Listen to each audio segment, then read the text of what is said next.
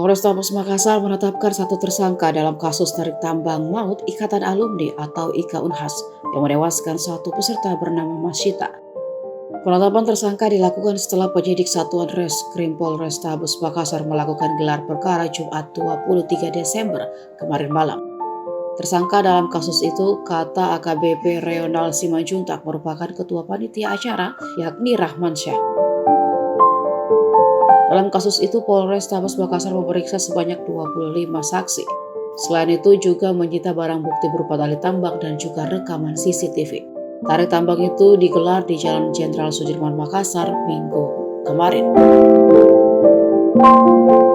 Selain menewaskan ibu, dua orang anak bernama Masyita juga mengakibatkan sejumlah peserta mengalami luka-luka.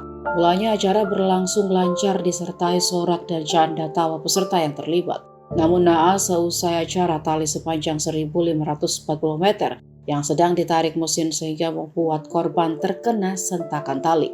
Akibatnya kepala korban menghantam beton pembatas jalan dan meninggal dunia di tempat. Lomba tarik tambang yang diadakan Ikatan Alumni Universitas Hasanuddin digelar demi memecahkan rekor diikuti 5.000 peserta pada pekan lalu.